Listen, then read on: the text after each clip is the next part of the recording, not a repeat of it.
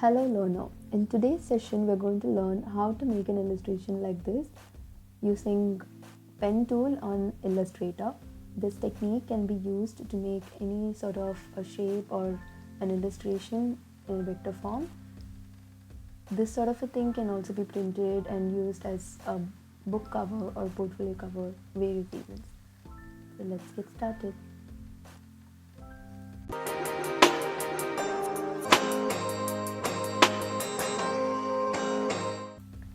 So let's get started. So here I've opened up an A4 size artboard, portrait format, and this is the color palette that I'll be using. So I would suggest you all to pick out colors that you want to depict the mood of the subject. So if you're going to use some dull, dusky color, so it's going to set the tone for your entire project. So in case you have a portfolio and you have a particular style of architecture and things like that, I would also suggest that your cover, in case you're doing something like this, should also depict the sort of content that you're going to have on, like in your projects. So there are different elements to this illustration. The first thing is the main subject illustration itself and the composition of the text and the colors. So let's get started with the main illustration. So the first thing here is the sand dunes, and the background is just the solid color itself. So we're going to use that. Yes.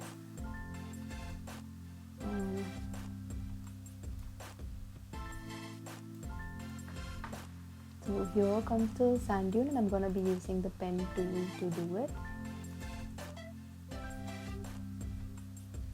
So the moment you go on to the next anchor point, what happens is the same curve gets continued, and we don't want that. We want the curve to end here and another curve to begin at a different sort of an angle. So what we need to do here is add an anchor point and then continue with another line or a curve. So then the smooth curve doesn't happen.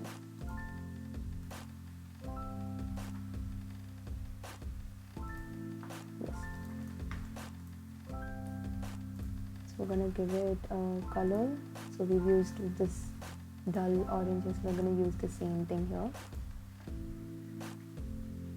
Now coming to the shadow, I'm going to use the same technique and create the shadow here.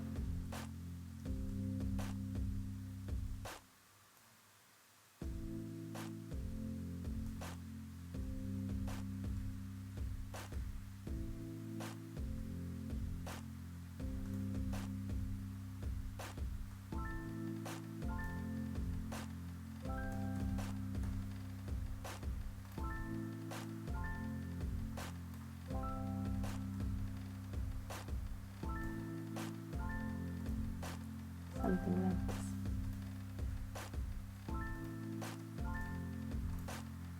So now to create the shadow for this, we're going to be using Pathfinder tool. Before that, if you need to adjust your curve anywhere, a little bit of tweaking that needs to be done, you can use the handlebars here and adjust it. Something like this. So that you get a neat, smooth, finished curve. So now if you need to add the shadow, we'll be using the same tool, but here we're going to be moving it slightly away from the previous shadow to give it a nice effect over here. So the same thing we're going to follow. Here we're going to be using Pathfinder tool. So another useful thing that you might want to use is copying and pasting it right over the same subject that you're copying. So if you do Ctrl+C, Ctrl+V, it's going to get pasted randomly anywhere. But then you'd want it to be right here. Just to save a little bit of time, you can do Ctrl+C, Ctrl+F, and that pastes the subject right over your previous subject. So now what we're going to do is cut off this entire extra portion over here and keep just the shadows that is inside. So for that, we're going to be copying this and divide it with the previous the layer underneath. So when you divide, there are different options. You can either like merge them or you can divide them. So in this case we're going to be using divide, and then you need to ungroup them so that you can delete off the portion that you don't need. So here we need this portion, so we're going to keep that. So it will look something like this.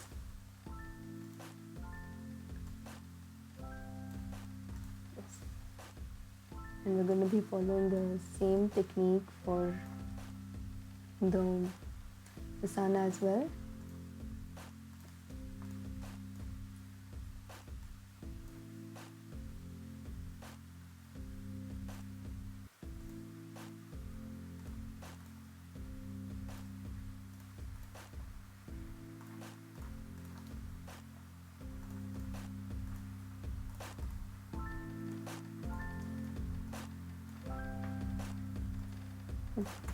And another thing here is how to put it below the layers. There's another shortcut for that. You can either use control and bracket tool that will send it one layer forward and one layer backward. But if you want the entire thing to go fully front, fully back, you need to use control shift bracket and control shift bracket open. Then it moves to the complete end of the layer list. Okay. So here we are just going to put it one layer behind, that will be behind the sand dunes itself. We're done with our illustration parts. Let's just get on to adding effects. First effect we're going to be adding is the grain, the film grain for the background, because we don't want that to get very heavy.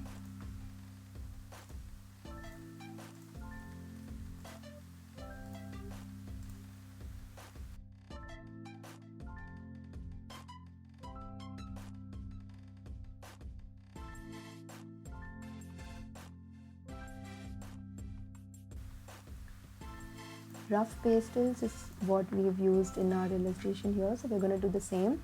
We're going to be using Control Shift E, and that will apply the same filter for all of our layers. So we're done with our illustration here, so let me just quickly explain to you how to do a simple composition of a poster.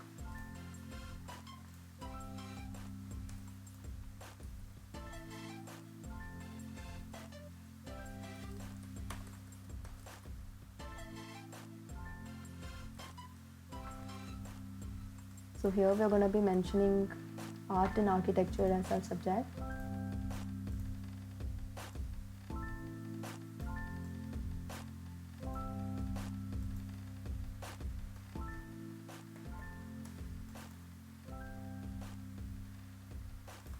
Make art a little bit bigger.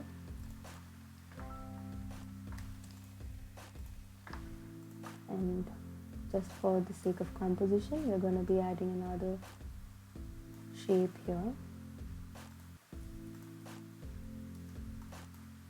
It's basically just to balance out the entire portion here. So when there is empty blank space here, we can use a lot of things to set the tone and make the font look more balanced.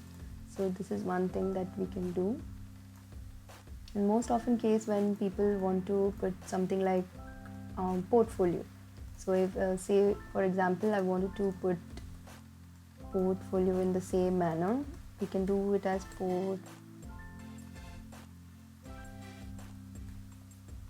portfolio. So in this case we can make port a little smaller and match it with the T, can match with the I over there, and we can add probably a hyphen, and this is something like a small composition idea. So you can try out various things just to get the balance into your illustrations, which is very important.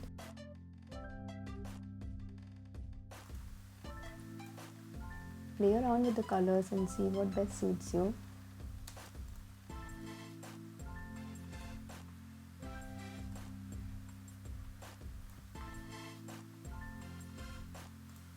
And be sure to have enough white space such that the focus is exactly where you want it to be.